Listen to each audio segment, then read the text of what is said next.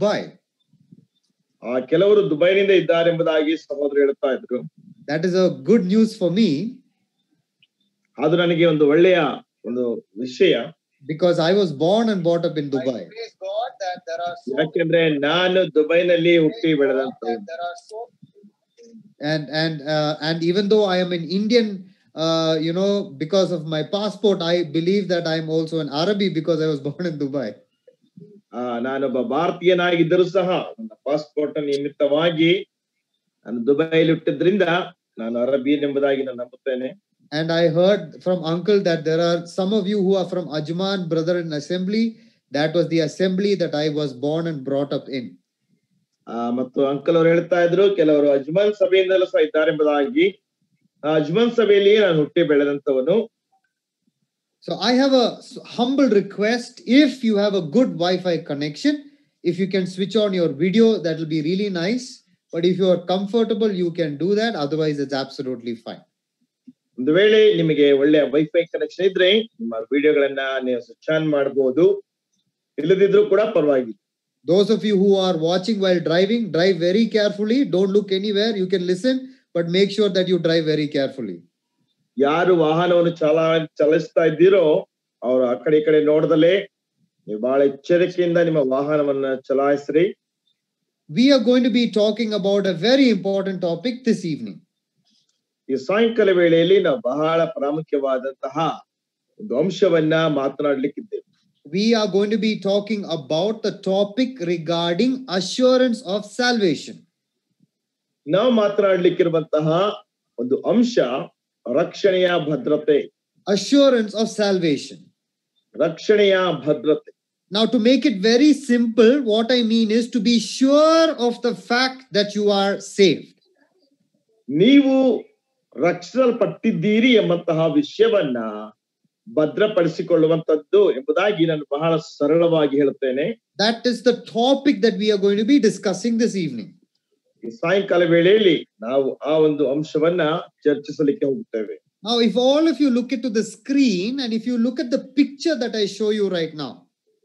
ನೀವೆಲ್ಲರೂ ಸಹ ನಿಮ್ಮ ಸ್ಕ್ರೀನ್ ಅನ್ನು ನೋಡ್ತಾ ಇದ್ರೆ ನಾನೀಗ ನಿಮಗೆ ತೋರಿಸ್ತಾ ಇರುವಂತಹ ಒಂದು ಚಿತ್ರವನ್ನು ನೀವು ನೋಡುವುದಾದ್ರೆ. Now, can you look at the picture and can you tell me, is this picture real or is this a fake picture? ಒಂದು ವೇಳೆ ನೀವು ಈ ಚಿತ್ರವನ್ನು ನೋಡಿ ಈ ಚಿತ್ರ ನಿಜವಾದಂತದ್ದ ಅಥವಾ ಸುಳ್ಳಾದದ್ದ ಎಂಬುದಾಗಿ ನೀವು ಹೇಳ್ಬೋದಾ?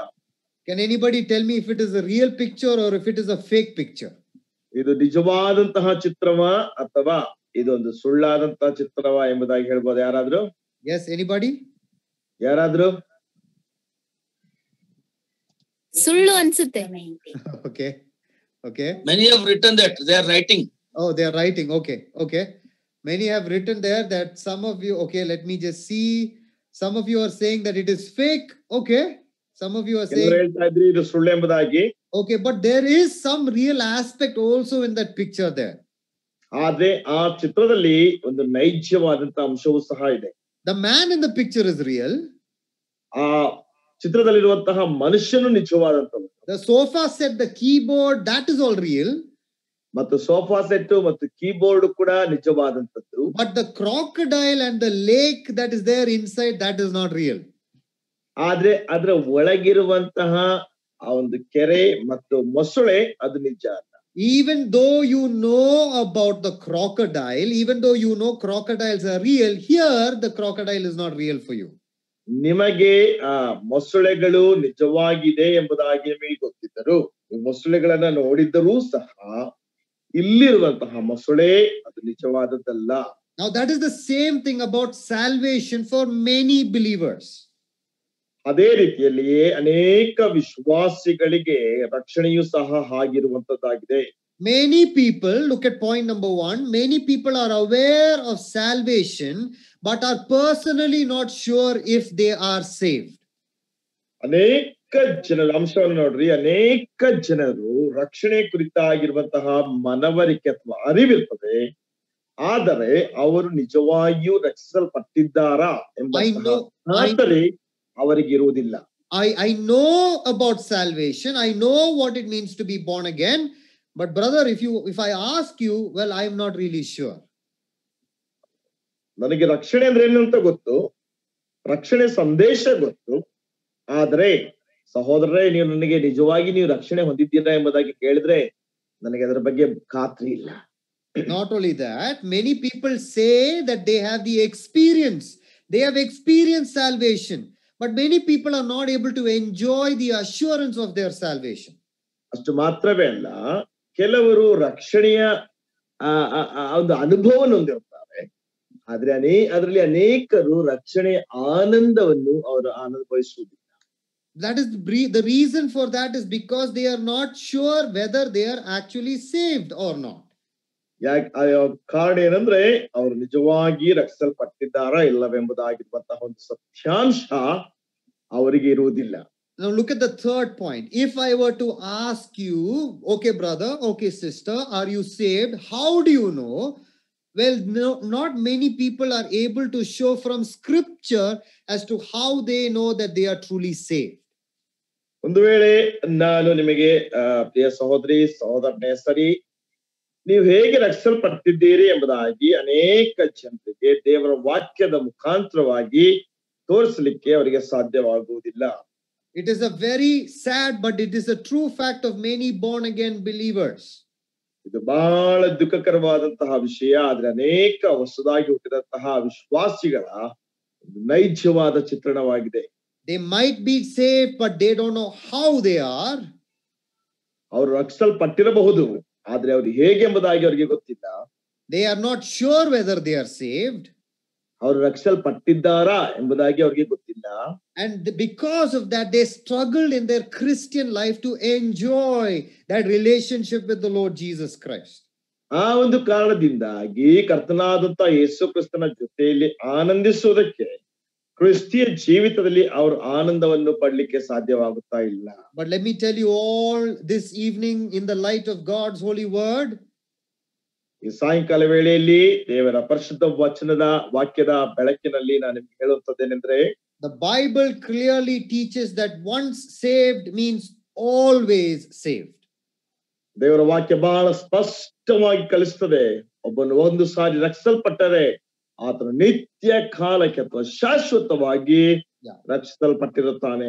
The Bible clearly teaches that once saved means you're always saved. ದೇವರ ವಾಕ್ಯ ಸ್ಪಷ್ಟವಾಗಿ ಕಲಿಸ್ತದೆ, ನೀನು ಒಂದು ಸಾರಿ ರಕ್ಷಣೆ ಹೊಂದಿದ್ರೆ ಯಾವಾಗಲೂ ಕೂಡ ರಕ್ಷಣೆ ಹೊಂದಿದಂತವನಾಗಿರುತ್ತಿ. But how can we know that today? ಆದ್ರೆ ಈ ದಿನ ನಮಗೆ ಅದು ಹೇಗೆ ಗೊತ್ತಾಗ್ತದೆ? Okay, how can I and you be sure of our salvation? ನಾನು ಮತ್ತು ನೀನು ನಮ್ಮ ರಕ್ಷಣೆ ಕುರಿತಾಗಿ ಹೇಗೆ ಖಾತ್ರಿ ಆಗಿರಬಹುದು ಅಥವಾ ಭದ್ರತೆ ಪಡಿಸಿಕೊಂಡಿರಬಹುದು? Now, look at the picture that I'm showing to you right now. Can anybody tell me what is this product that I'm showing? ಈ ಸಮಯದಲ್ಲಿ ನಾನು ತೋರಿಸುತ್ತಾ ಇರುವಂತಹ ಚಿತ್ರವನ್ನು ನೋಡ್ರಿ. ಯಾರು ಬೇಕಾದ್ರೂ ಹೇಳಿ, ನಾನು ತೋರಿಸುತ್ತಾ ಇರುವಂತಹ ಚಿತ್ರ ಏನೆಂಬುದಾಗಿ. You can either unmute and tell, or you can put it in the chat. ಒಂದು ವೇಳೆ ನೀವು ನಿಮ್ಮ ಮೈಕ್ ಅನ್ನು ಅನ್ಮ್ಯೂಟ್ ಮಾಡಿ ಹೇಳ್ಬಹುದು, ಅಥವಾ ನೀವು ಚಾಟ್ ಅಲ್ಲಿ ಕೂಡ ನೀವು ಹಾಕಬಹುದು. What do you think this picture is that I'm showing you? What is this product? ನಾನು ನಿಮಗೆ ತೋರಿಸುತ್ತಾ ಇರುವಂತಹ ಚಿತ್ರ ಅಥವಾ ಈ ಒಂದು ಉತ್ಪಾದನೆ ಯಾವುದು? Anybody? ಯಾರಾದ್ರೂ? You cannot hear me. I hope I am audible to all. ಎಲ್ಲರಿಗೂ ಸಹ ನನ್ನ ಸ್ವರ ಕೇಳಿಸ್ತಾ ಇದೆ ಎಂಬುದಾಗಿ ನಾನು ಅಂದ್ಕೊಳ್ತೇನೆ. Yes, brother, audible to all. All were muted. Now I given a power them to unmute. Okay. So can anybody tell me what do you think is this picture? ಈ ಚಿತ್ರ ಏನೆಂಬುದಾಗಿ ನಿಮಗೆ ಅನಿಸುತ್ತದೆ ಎಂಬುದಾಗಿ ಯಾರಾದ್ರೂ ಹೇಳ್ತೀರಾ? ಯಾರಾದ್ರೂ ಹೇಳಿ. Okay, one person is saying torch. Okay. Bread torch ಎಂಬುದಾಗಿ. Okay. Anybody else would like to try? ಬೇರೆ ಯಾರಾದ್ರೂ ಪ್ರಯತ್ನಿಸ್ತೀರಾ?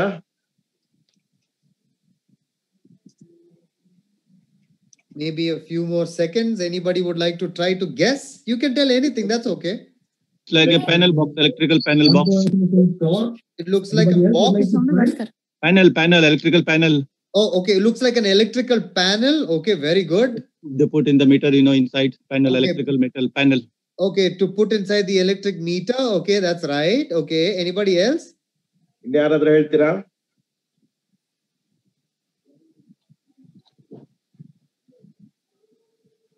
So now I want you to listen to what I'm saying from this picture.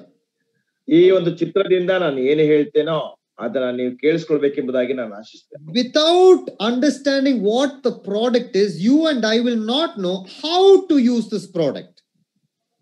ಈ ಒಂದು ಉತ್ಪಾದನೆ ಅಥವಾ ಯಾವುದೇ ಉತ್ಪಾದನೆಯನ್ನ ಅರ್ಥ ಮಾಡಿಕೊಳ್ಳದೆ ಅಥವಾ ತಿಳಿದುಕೊಳ್ಳದೆ ನಾವು ಆ ಒಂದು ಉತ್ಪಾದನೆಯನ್ನು ಹೇಗೆ ಉಪಯೋಗಿಸಬೇಕೆಂಬುದಾಗಿ ನಮಗೆ ಗೊತ್ತಾಗುವುದಿಲ್ಲ.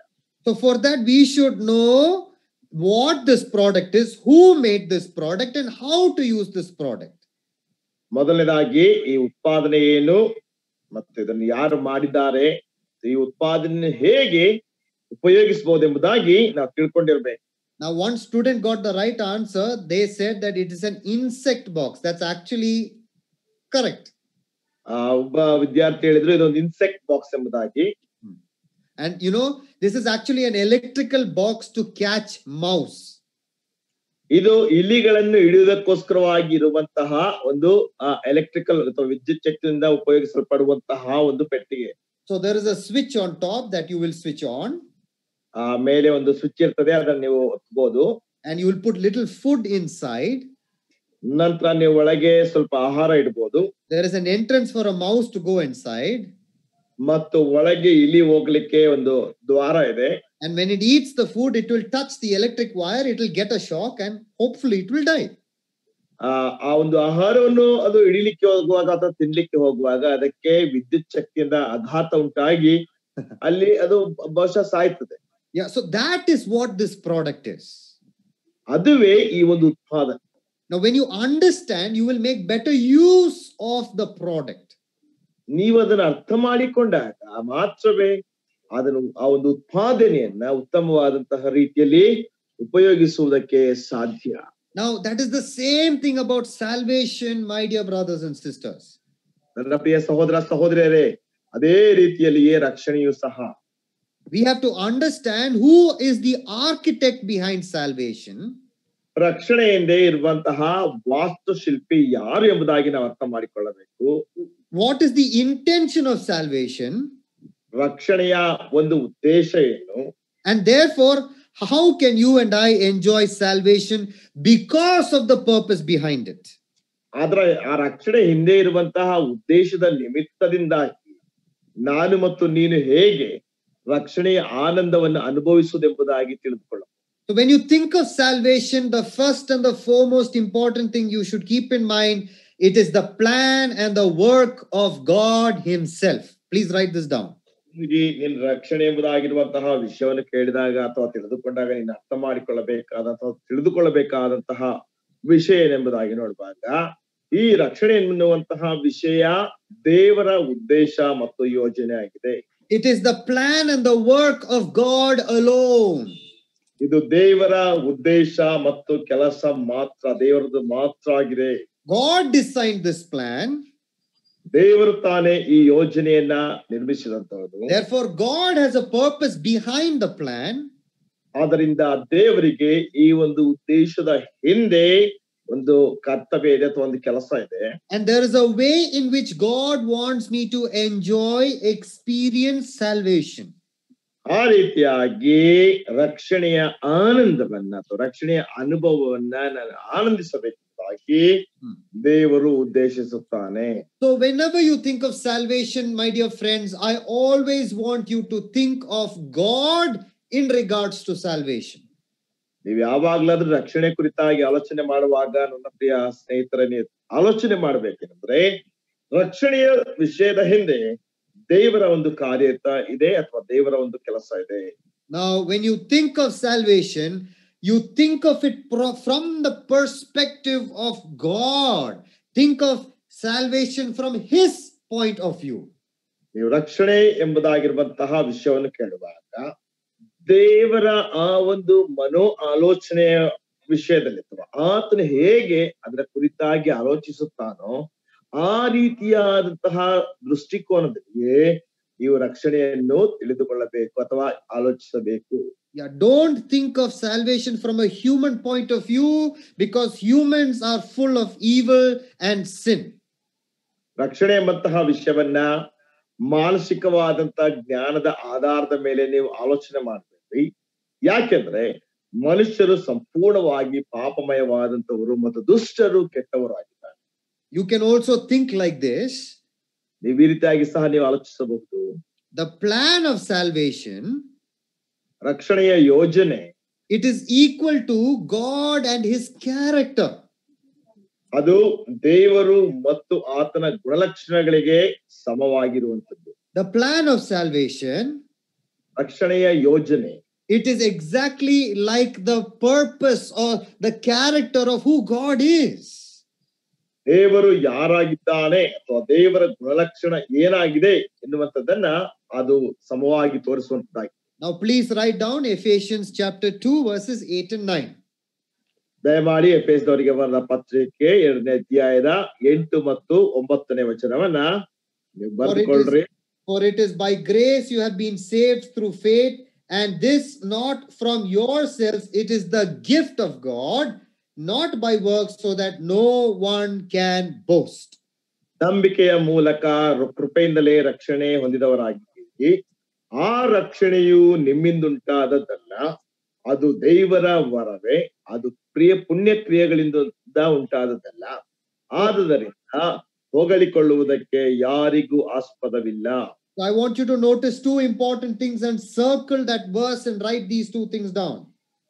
ನೀವು ಅಲ್ಲಿ 2 ಪ್ರಾಮುಖ್ಯವಾದಂತಹ ಪದಗಳನ್ನ ನೀವು ಗಮನಿಸಬೇಕು. ಆ ಪದಗಳಿಗೆ ನೀವು ಒಂದು ಗೆರೆಯನ್ನು ಅಥವಾ ಒಂದು ಸುತ್ತನ್ನು ಹಾಕಿ ಅಲ್ಲಿ ಈ ಪದಗಳನ್ನ ನೀವು ಬರಿಬೇಕು. It is the grace of God and the faith in God that allows you to receive salvation. ರಕ್ಷಣೆಯನ್ನು ನೀವು ಸ್ವೀಕರಿಸುವುದಕ್ಕೋಸ್ಕರವಾಗಿ ದೇವರ ಕೃಪೆ ಮತ್ತು ನೀವು ದೇವರಲ್ಲಿಡುವಂತಹ ನಂಬಿಕೆ ಮಾತ್ರವೇ ಆಗಿದೆ. So whether it is grace or grace and faith, it is the work of God. ಅದು ಕೃಪೆ ಅಥವಾ ನಂಬಿಕೆ ಆಗಿರ್ಬೋದು, ಅಥವಾ ಕೃಪೆ ಮತ್ತು ನಂಬಿಕೆ ಎರಡೂ ಆಗಿರ್ಬೋದು. ಏನೇ ಆಗಿದ್ದರೂ ಸಹ ಅದು ದೇವರ ಕೆಲಸವೇ ಆಗಿದೆ. And grace and faith here is called as the gift, free gift of God. ಕೃಪೆ ಮತ್ತು ನಂಬಿಕೆ ಎರಡು ಸಹ ದೇವರ ವರ ಎಂಬುದಾಗಿ, ಉಚಿತಾರ್ಥವಾದಂತ ವರ ಎಂಬುದಾಗಿ ಇಲ್ಲಿ ಕರೆಯಲ್ಪಟ್ಟಿದೆ.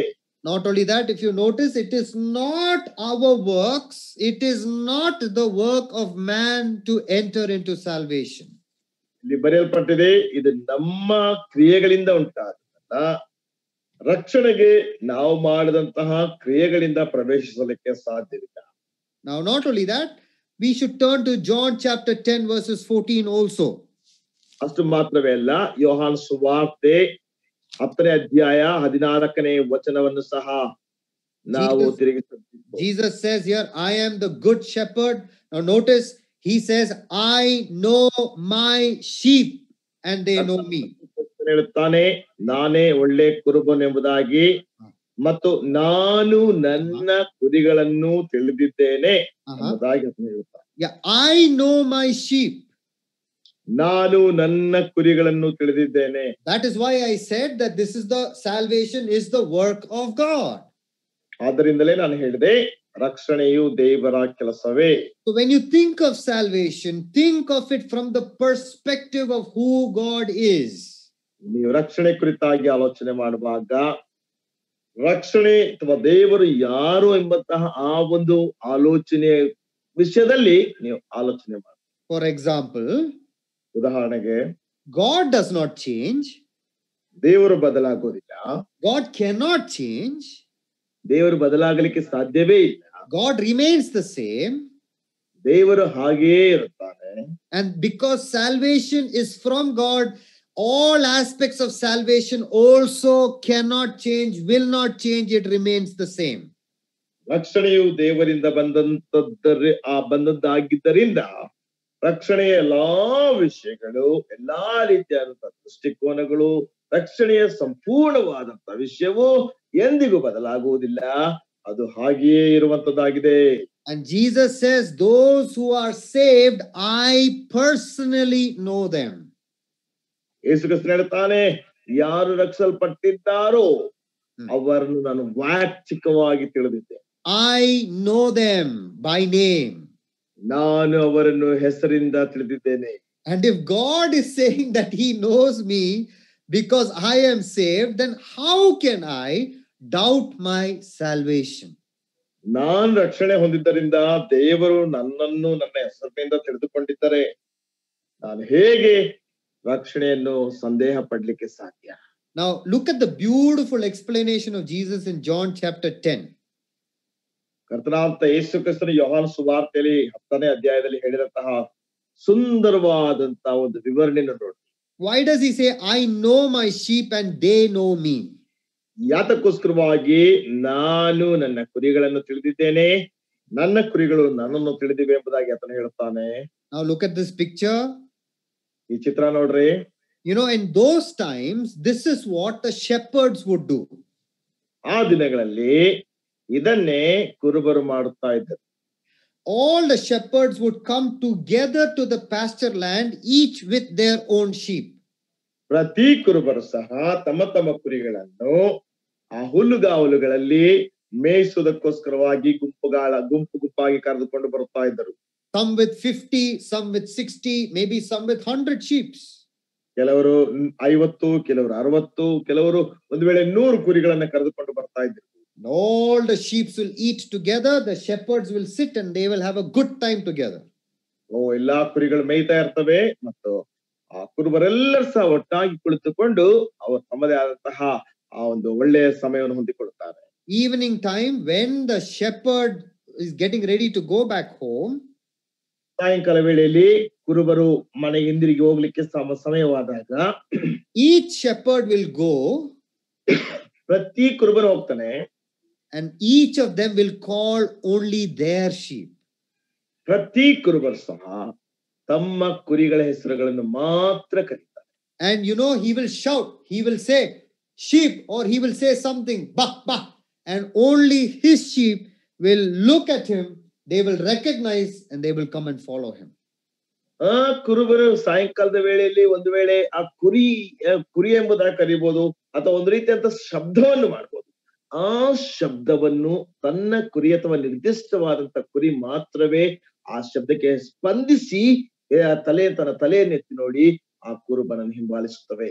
That is what Jesus says, out of all of these sheep, I know which is my sheep, and I know when I call my sheep, because they know me, they will come and follow me. ಅದಕ್ಕೋಸ್ಕರವಾಗಿ ಕರ್ತನಾದ ಯೇಸು ಕ್ರಿಸ್ತನು ಹೇಳ್ತಾನೆ, ಎಲ್ಲಾ ಕುರಿಗಳ ಮಧ್ಯದಲ್ಲಿ ನನ್ನ ಕುರಿಗಳನ್ನು ನಾನು ತಿಳಿದಿದ್ದೇನೆ ಮತ್ತು ನನ್ನ ಕುರಿಗಳು ನನ್ನನ್ನು ತಿಳಿದಿವೆ, ನನ್ನ ಸ್ವರಕ್ಕೆ ಅವು ಕಿವಿಗೊಡುತ್ತವೆ. So therefore it is very important when you think or talk about the assurance of salvation, talk about it from the perspective of God and who God is. ಅದರಿಂದ ಬಹಳ ಪ್ರಾಮುಖ್ಯವಾದಂತಹ ವಿಷಯವೇನೆಂದ್ರೆ, ನೀವು ರಕ್ಷಣೆ ಕುರಿತಾಗಿ ಮಾತನಾಡುವಂತಹ ಸಮಯದಲ್ಲಿ ದೇವರ ಒಂದು ದೃಷ್ಟಿಕೋನದಿಂದ ರಕ್ಷಣೆ ಕುರಿತಾಗಿ ನೀವು ಮಾತನಾಡಿ. God never changes. ದೇವರೆಂದಿಗೂ ಬದಲಾಗುವುದಿಲ್ಲ. His promises never change. ಆತನ ವಾಗ್ದಾನಗಳು ಬದಲಾಗುವುದಿಲ್ಲ. Because God designed salvation, ಯಾಕೆಂದ್ರೆ ದೇವರು ತಾನೇ ರಕ್ಷಣೆಯನ್ನು ವಿನ್ಯಾಸಗೊಳಿಸಿದ್ದಾನೆ. promises regarding salvation also does not change. ಮತ್ತು ರಕ್ಷಣೆ ಕುರಿತಾಗಿರುವಂತ ವಾಗ್ದಾನವೂ ಸಹ ಬದಲಾಗುವುದಿಲ್ಲ. This is the work of God. ಯಾಕೆಂದ್ರೆ ಇದು ದೇವರ ಕೆಲಸವಾಗಿದೆ. And that is the beautiful aspect of salvation. ಅದು ರಕ್ಷಣೆಯ ಒಂದು ಸುಂದರವಾದಂತಹ ದೃಷ್ಟಿಕೋನವಾಗಿದೆ. Now we also need to ask that important question, well, okay, what is salvation? ಹಾಗೆ ಬಹಳ ಪ್ರಾಮುಖ್ಯವಾದಂತಹ ಒಂದು ಪ್ರಶ್ನೆಯನ್ನು ಸಹ ನಾವು ಕೇಳಿಕೊಳ್ಳಬೇಕು. ಒಳ್ಳೆಯದು. ಹಾಗಾದ್ರೆ ರಕ್ಷಣೆ ಅಂದ್ರೆ ಏನು?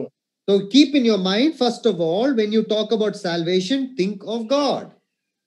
ನಿಮ್ಮ ಮನಸ್ಸಿನಲ್ಲಿ ಇಟ್ಟುಕೊಳ್ಳ್ರಿ, ಮೊದಲನೇದಾಗಿ ರಕ್ಷಣೆ ಕುರಿತಾಗಿ ನೀವು ಮಾತನಾಡುವಾಗ ದೇವರ ಕುರಿತಾಗಿ ಅಥವಾ ದೇವರನ್ನು ಆಲೋಚಿಸಿರಿ.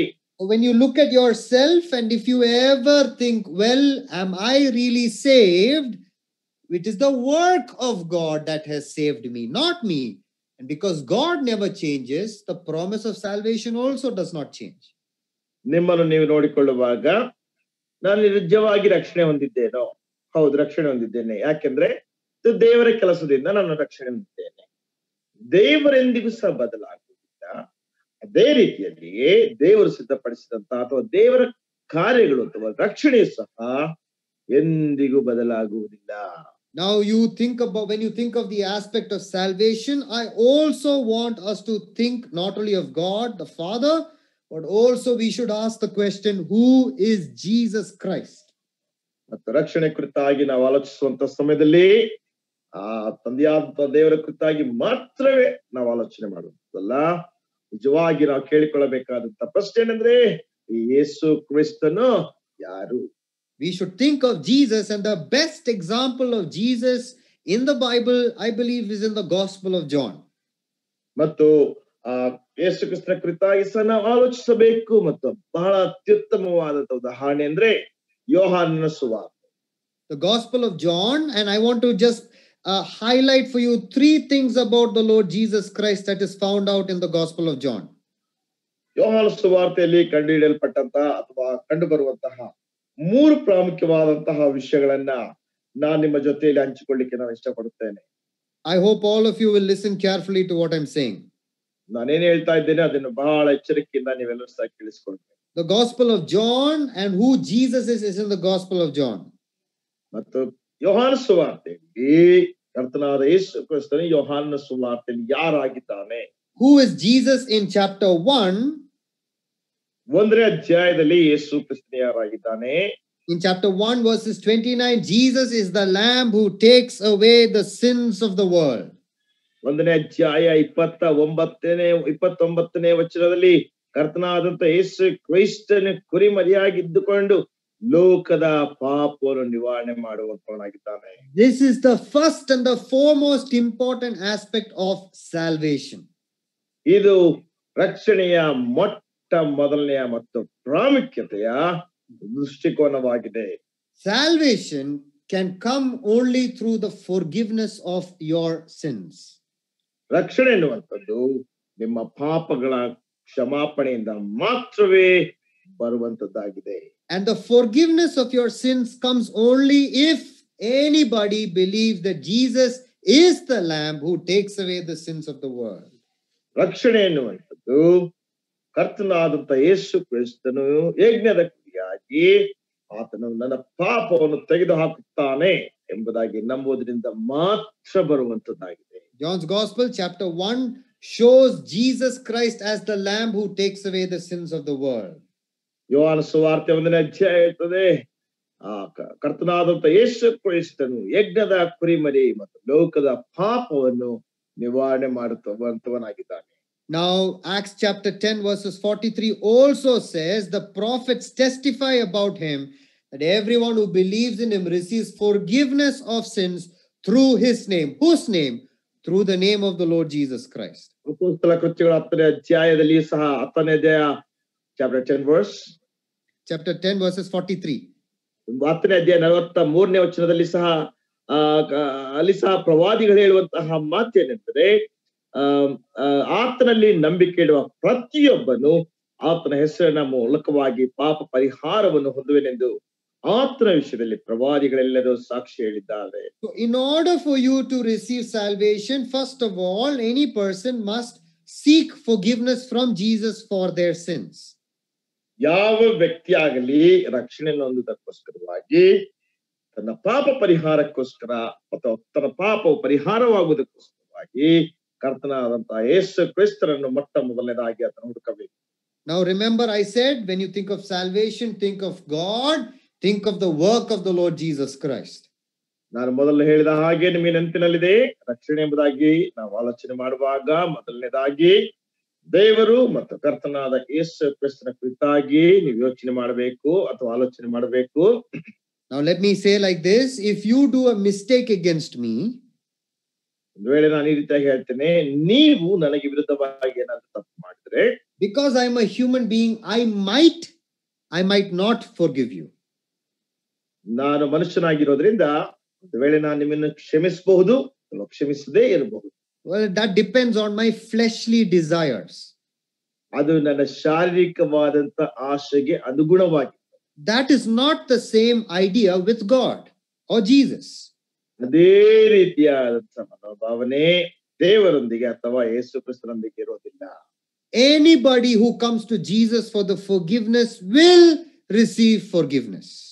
ಯಾವುದೇ ವ್ಯಕ್ತಿ ಆಗಲಿ ಕರ್ತನಾದ ಯೇಸು ಕ್ರಿಸ್ತನ ಬಳಿಗೆ ಕ್ಷಮಾಪಣೆಗೋಸ್ಕರವಾಗಿ ಬರುವುದಾದ್ರೆ ಆತನು ಖಂಡಿತವಾಗಿ ಸಹ ಕ್ಷಮಾಪಣೆಯನ್ನು ಹೊಂದುವಂತವನಾಗಿದ್ದಾನೆ. Jesus is ready to forgive all sins of sinners who are genuine in their confession. ಯೇಸು ಕ್ರಿಸ್ತನು ಎಲ್ಲಾ ಪಾಪಗಳನ್ನು ಪ್ರತಿಯೊಬ್ಬ ವ್ಯಕ್ತಿ ನಿಜವಾಗಿ ಯಥಾರ್ಥವಾಗಿ ಕ್ಷಮಾಪಣೆಗೋಸ್ಕರವಾಗಿ ಬರುವಂತವನಾಗಿರುವುದಾದ್ರೆ ಅವನೆಲ್ಲ ಪಾಪಗಳನ್ನು ಕ್ಷಮಿಸಿ ಬಿಡುವುದಕ್ಕೆ ಸಿದ್ಧವಾಗಿದ್ದಾನೆ. The Bible says that Jesus' death on the cross has forgiven my past, my present, and my future sins.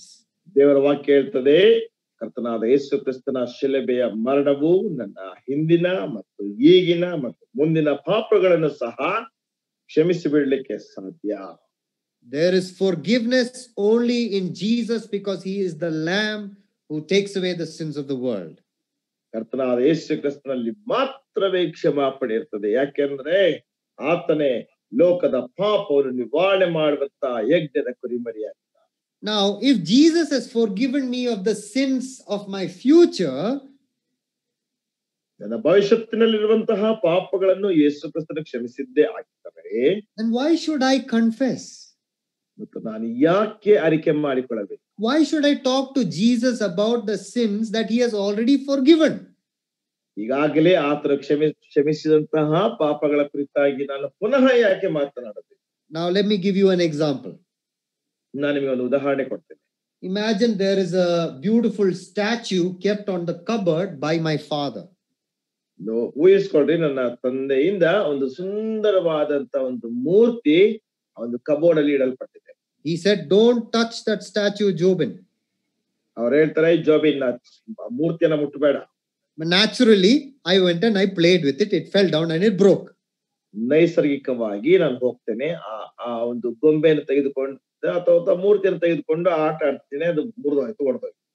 My father gets to know that I broke the statue. ನನ್ನ ತಂದೆ ಗೊತ್ತಾಗ್ತದೆ ನಾನು ಆ ಮೂರ್ತಿಯನ್ನ ಒಡೆದು ಹಾಕಿದ್ದೇನೆ. I get scared and I go hide under my bed. ನನಗೆ ಭಯ ಆಗ್ತದೆ, ಭಯಪಟ್ಟು ನಾನು ಹಾಸಿಗೆ ಕೆಳಗೆ ಅಥವಾ ಮಂಚದ ಕೆಳಗೆ ನಾನು ಅಡಗಿಕೊಳ್ತೇನೆ. Why am I hiding? Out of the fear of the punishment that I'm supposed to get. ನಾನು ಯಾತಕ್ಕೋಸ್ಕರವಾಗಿ ನನ್ನನ್ನು ಬಚ್ಚಿಟ್ಕೊಳ್ತಾ ಇದ್ದೇನೆ ಅಂದ್ರೆ ನನಗೆ ಸಿಕ್ಕುವಂತ ಒಂದು ಶಿಕ್ಷೆಯ ಭಯದಿಂದ ನಾನು ಅಡಗಿಕೊಳ್ತಾ ಇದ್ದೇನೆ. But my father, he takes the statue, puts little gum and glue, and he puts it the way it was, and he places it there. ಆದ್ರೆ ನನ್ನ ತಂದೆ ಏನ್ ಮಾಡ್ತಾನಂದ್ರೆ ಆ ಒಂದು ಮೂರ್ತಿಯನ್ನು ಅಥವಾ ಪ್ರತಿಮೆಯನ್ನು ತೆಗೆದುಕೊಂಡು ಅದಕ್ಕೆ ಸ್ವಲ್ಪ ಗಮ್ಮನ್ನ ಅಥವಾ ಗ್ಲೂ ಅನ್ನ ಹಾಕಿ ಅದನ್ನ ಅಂಟಿಸಿ ಪುನಃ ಅದು ಹೇಗಿತ್ತು ಅದೇ ರೀತಿಯಲ್ಲಿ ಮಾಡಿ ಆ ಸ್ಥಳದಲ್ಲಿ ಇಡ್ತಾನೆ. When I come out and see the statue, that statue that is repaired is a sign of the forgiveness of what I did. ನಾನು ಪುನಃ ಹಿಂದಿರುಗಿ ಬಂದಾಗ ಆ ಒಂದು ಪ್ರತಿಮೆ ಸರಿಪಡಿಸಲ್ಪಟ್ಟ ಅಥವಾ ದುರಸ್ತಿ ಮಾಡಲ್ಪಟ್ಟಂತ ಪ್ರತಿಮೆಯಲ್ಲಿ ಇಡಲ್ಪಟ್ಟಂತದನ್ನ ನಾನು ನೋಡಿದಾಗ ಅದು ಏನಾಗಿದೆ ಅಂದ್ರೆ ನನ್ನ ಕ್ಷಮಾಪಣೆಯ ಒಂದು ಸೂಚಕವಾಗಿದೆ. But imagine how happy he will also feel if I go to him and tell him sorry for what I have done. ಊಹಿಸ್ಕೊಳ್ರಿ, ನಾನು ಮಾಡಿದ್ದಕ್ಕೆ ನಾನು ಅವರ ಹತ್ರ ಹೋಗಿ ನಾನು ವಿಷಾದಿಸ್ತೇನೆ ಎಂಬುದಾಗಿ ಹೇಳಿದ್ರೆ ಎಷ್ಟರ ಮಟ್ಟಿಗೆ ಅವರಿಗೆ ಸಂತೋಷ ಆಗ್ತದೆ. That is confession. ಅದು ಅರಿಕೆ. Confession is you already acknowledging that Jesus has already forgiven you of what you have done. ಅರಿಕೆ ಅಂದ್ರೆ ಕರ್ತನಾದಂತ ಯೇಸು ಕ್ರಿಸ್ತನು ನೀನ್ ಏನು ಮಾಡಿದ್ದೀಯೋ ಅದನ್ನು ಈಗಾಗಲೇ ಆತನು ಕ್ಷಮಾಪಣೆ ಮಾಡಿದ್ದಾನೆ, ಆತನು ಕ್ಷಮಿಸಿದ್ದಾನೆ. So I want us to understand, be assured of your salvation because Jesus the Lamb takes away all, nothing is left, all of your sins. ನೀವು ಅರ್ಥ ಮಾಡಿಕೊಳ್ಳಬೇಕಾದಂತಹ ವಿಷಯವೇನೆಂದ್ರೆ ದೇವರ ಕುರಿಮಾರಿಯಾದಂತ ಕರ್ತನಾದಂತ ಯೇಸು ಕ್ರಿಸ್ತನು ನಿಮ್ಮೆಲ್ಲಾ ಪಾಪಗಳನ್ನು ತೆಗೆದು ಹಾಕಿದ್ದಾನೆ, ಯಾವುದು ಉಳಿದಿಲ್ಲ, ಎಲ್ಲವನ್ನು ಸಹ ತೆಗೆದು ಹಾಕಿದ್ದಾನೆ. Once saved, always saved. ಒಂದು ಸಾರಿ ರಕ್ಷಿಸಲ್ಪಟ್ರೆ ನಿತ್ಯ ಕಾಲಕ್ಕೆ ರಕ್ಷಣೆ ಹೊಂದಿದ್ದೀವಿ. Jesus is the Lamb, John's Gospel, chapter 1. ಯೋಹಾನ ಸುವಾರ್ತೆ 1ನೇ ಅಧ್ಯಾಯದಲ್ಲಿ ಯೇಸು ಕ್ರಿಸ್ತನು ಯಜ್ಞದ ಕುರಿಯಾಗಿದ್ದಾನೆ. Now look at John's Gospel, chapter 2. ಯೋಹಾನ ಸುವಾರ್ತೆ 2ನೇ ಅಧ್ಯಾಯದಲ್ಲಿ ನೋಡ್ರಿ, verses 21. 21ನೇ ವಚನ. But the temple that he was talking about was his body. ಆದ್ರೆ ಆತನು ತನ್ನ ದೇಹವೆಂಬ ದೇವಾಲಯದ ವಿಷಯವಾಗಿ ಮಾತನ್ನು ಹೇಳುತ್ತಾನೆ. So Jesus is the temple. He is the meeting place between God and man. ಆತನು ದೇವರಿಗೂ ಮತ್ತು ಮನುಷ್ಯರಿಗೂ ಸಂಧಿಸಲ್ಪಡುವಂತಹ ಒಂದು ಆಲಯವಾಗಿದ್ದಾನೆ. Now, what is the meaning of this? ಇದರ ಅರ್ಥವೇನಂದ್ರೆ, Everybody knows the temple is a holy place. ಪ್ರತಿಯೊಬ್ಬರಿಗೂ ಸಹ ಗೊತ್ತು ದೇವಾಲಯ ಅಂದ್ರೆ ಒಂದು ಪರಿಶುದ್ಧವಾದಂತಹ ಸ್ಥಳ. Everybody goes to the temple in order to see God. ಪ್ರತಿಯೊಬ್ಬರು ಸಹ ದೇವಾಲಯಕ್ಕೆ ಹೋಗುವಂತದ್ದು ದೇವರನ್ನು ನೋಡುವುದಕ್ಕೋಸ್ಕರ. They go there because they believe that the temple is where God is present. ಪ್ರತಿಯೊಬ್ಬರು ಸಹ ದೇವಾಲಯಕ್ಕೆ ಹೋಗ್ತಾರೆ, ಯಾಕಂದ್ರೆ ಎಲ್ರಿಗೂ ಸಹ ಗೊತ್ತಿದೆ ದೇವಾಲಯದಲ್ಲಿ ದೇವರು ಇರ್ತಾನೆ. Now, irrespective of what religious background anybody comes from, ವೇಳೆ ಯಾವುದೇ ಹಿನ್ನೆಲೆಯಿಂದ ಧಾರ್ಮಿಕ ಹಿನ್ನೆಲೆಯಿಂದ ಯಾರು ಬಂದ್ರು ಸಹ, I'm sure you have seen when people walk on the main road, ನೀವು ಜನರು ಮೇನ್ ರೋಡ್ ಅಲ್ಲಿ ಹೋಗುತ್ತಾ ಇರುವಂತ ಸಮಯದಲ್ಲಿ ನೀವು ನೋಡಿರ್ಬೋದು. if anybody sees a mosque, if anybody sees a temple, if anybody sees a church, what do they usually do? ಯಾರಾದ್ರೂ ಮಸೀದಿಯನ್ನು, ದೇವಸ್ಥಾನವನ್ನು ಅಥವಾ ಚರ್ಚ್ ಅನ್ನು ನೋಡಿದ್ರೆ ಅವ್ರು ಏನ್ ಮಾಡ್ತಾರೆ ಸಾಮಾನ್ಯವಾಗಿ? Can anybody tell me? ಯಾರಾದ್ರೂ ಹೇಳ್ತೀರಾ? ನಮಸ್ಕಾರ ಮಾಡ್ತಾರೆ. Yeah, they will bend down in front of that holy place. You're right. ಅವರು ಆ ಒಂದು ಪರಿಶುದ್ಧವಾದಂತ ಸ್ಥಳದಲ್ಲಿ ಹೋಗುತ್ತಾರೆ. Because in their mind, that is where God is. ಯಾಕೆಂದ್ರೆ ಅವರ ಮನಸ್ಸಿನಲ್ಲಿ ಅಲ್ಲಿ ದೇವರಿದ್ದಾನೆ. Now look at what Jesus is trying to say here. ಇಲ್ಲಿ ಯೇಸು ಕ್ರಿಸ್ತನು ಏನ್ ಹೇಳ್ತಾ ಇದ್ದಾರೆ ನೋಡ್ರಿ. Jesus is saying that now he is the meeting place between God and man. ಯೇಸು ಕ್ರಿಸ್ತನು ಹೇಳುತ್ತಾ ಇರುವಂತಹ ಮಾತೇನೆಂದ್ರೆ, ದೇವರಿಗೂ ಮತ್ತು ಮನುಷ್ಯನಿಗೂ ಆತನೇ ಸಂಧಿಸುವಂತಹ ಒಂದು ಸ್ಥಳವಾಗಿದ್ದಾನೆ. No longer do you need to go to the temple. If you have Jesus in your heart, you can always talk to God the Father. ನಿನ್ನೆಂದಿಗೂ ಸಹ ದೇವಾಲಯಕ್ಕೆ ಹೋಗುವಂತ ಅವಶ್ಯಕತೆ ಇಲ್ಲ. ನಿನ್ನ ಹೃದಯದಲ್ಲಿ ಯೇಸು ಕ್ರಿಸ್ತನಿದ್ದರೆ ನೀನು ಯಾವಾಗಲೂ ಸಹ ತಂದೆಯಾದಂತಹ ದೇವರೊಟ್ಟಿಗೆ ಮಾತನಾಡಲಿಕ್ಕೆ ಸಾಧ್ಯ. And that is the second aspect, or another important aspect of salvation. Jesus lives within us every single time. ಅದು ರಕ್ಷಣೆಯ ಎರಡನೆಯ ಒಂದು ದೃಷ್ಟಿಕೋನವಾಗಿದೆ. ಕರ್ತನಾದಂತಹ ಯೇಸು ಕ್ರಿಸ್ತನು ನಮ್ಮ ಜೊತೆಯಲ್ಲಿ ಪ್ರತಿ ಒಂದು ಕ್ಷಣವೂ ಸಹ ವಾಸ ಮಾಡ್ತಾರೆ. Because he is the meeting place, the temple between God and man. ಯಾಕೆಂದ್ರೆ ಆತನೇ ದೇವರಿಗೂ ಮತ್ತು ಮನುಷ್ಯರಿಗೂ ಸಂಧಿಸುವಂತಹ, ಭೇಟಿಯಾಗುವಂತಹ ಒಂದು ಸ್ಥಳವಾಗಿದ್ದಾನೆ. Now, what is Jesus doing now that he has died and paid the penalty for our sins? ಯೇಸು ಕ್ರಿಸ್ತನು ಏನ್ ಮಾಡ್ತಾ ಇದ್ದಾರೆ ಅಂದ್ರೆ, ನಾವು ನಮಗೋಸ್ಕರವಾಗಿ ಸತ್ತು ಪಾಪಕ್ಕೆ ತರಬೇಕಾದಂತ ದಂಡವನ್ನ ಆತನು ತೆತ್ತಿದ್ದಾನೆ. He stands in front of me and he allows the Father to see me through the Lord Jesus Christ. ಆತನು ನನ್ನ ಮುಂದೆ ನಿಂತುಕೊಂಡು ತಂದೆಯಾದಂತ ದೇವರು ನನ್ನನ್ನು ಕರ್ತನಾದ ಯೇಸು ಕ್ರಿಸ್ತನ ಮುಖಾಂತರವಾಗಿ ನೋಡುವಂತೆ ಮಾಡುತ್ತಾನೆ. Look at what it says in 1 Timothy chapter 2 and verses 5. 1 Timothy 2ನೇ ಅಧ್ಯಾಯದ 5ನೇ ವಚನವನ್ನು ನೋಡ್ರಿ, ಏನ್ ಹೇಳ್ತದೆ? For there is one God, only one God, and only one mediator between God and mankind, the Lord, the man Jesus Christ. ದೇವರು ಒಬ್ಬನೇ, ದೇವರಿಗೂ ಮನುಷ್ಯರಿಗೂ ಮಧ್ಯಸ್ಥನು ಒಬ್ಬನೇ, ಆತನು ಮನುಷ್ಯನಾಗಿರುವ ಕ್ರಿಸ್ತ ಯೇಸುವೇ. So Jesus is the mediator between me and the Father today. ಈ ದಿನ ಯೇಸು ಕ್ರಿಸ್ತನು ನನಗೂ ಮತ್ತು ತಂದೆಗೂ ಮಧ್ಯವರ್ತಿಯಾಗಿದ್ದಾನೆ. That means the Father looks at me through the finished work of Jesus on the cross. ಅದರ ಅರ್ಥವೇನೆಂದ್ರೆ, ತಂದೆಯು ಕರ್ತನಾದ ಯೇಸು ಕ್ರಿಸ್ತನ ನೆರವೇರಿಸಲ್ಪಟ್ಟಂತ ಕಾರ್ಯದ ಮುಖಾಂತರವಾಗಿ ನನ್ನನ್ನು ನೋಡುತ್ತಾನೆ. Now let me explain that to you. ಅದನ್ನು ನಾನು ನಿಮಗೆ ವಿವರಿಸ್ತೇನೆ. Now most of you are using computer or a laptop. ನಿಮ್ಮಲ್ಲಿ ಅನೇಕರು ಕಂಪ್ಯೂಟರ್ ಅಥವಾ ಲ್ಯಾಪ್ಟಾಪ್ ಅನ್ನು ಉಪಯೋಗಿಸ್ತಾ ಇದ್ದಾರೆ. Imagine you are working on your laptop. ಊಹಿಸ್ಕೊಳ್ರಿ, ನಿಮ್ಮ ಲ್ಯಾಪ್ಟಾಪ್ ಅಲ್ಲಿ ನೀವು ಕೆಲಸ ಮಾಡ್ತಾ ಇದ್ದೀರಿ. Suddenly, if something gets stuck on your laptop screen, if the screen gets stuck, ತಕ್ಷಣವೇ ಅದು ಕಾರ್ಯ ಮಾಡದ ಹಾಗೆ ನಿಮ್ಮ ಪರದೆ ಮೇಲೆ ಅದು ಹಾಗೆ ಸ್ಥಗಿತಗೊಳ್ತದೆ. what do? ನೀವೇನ್ ಮಾಡ್ತೀರಾ? Can anybody tell me what do? ನೀವೇನ್ ಮಾಡ್ತೀರಿ ಎಂಬುದಾಗಿ ಯಾರಾದ್ರೂ ಹೇಳ್ಬೋದಾ? Will you press a particular button on your laptop or your computer? ನಿಮ್ಮ ಕಂಪ್ಯೂಟರ್ ಅಥವಾ ಲ್ಯಾಪ್ಟಾಪ್ ಅಲ್ಲಿ ನಿರ್ದಿಷ್ಟವಾದಂತ ಒಂದು ಬಟನ್ ಅನ್ನು ಒತ್ತುತ್ತೀರಾ? Anybody? ಯಾರಾದ್ರೂ? Yeah, restart. That's right. Yeah, you will restart. You will press the F5 button on your computer. ನಿಮ್ಮ computer ನಲ್ಲಿ ಇರುವಂತಹ F1 ಅಥವಾ ರೀಸ್ಟಾರ್ಟ್ ನೀವು ಒತ್ತುತ್ತೀರಿ. The F5 button on your computer restarts it refreshes your computer screen.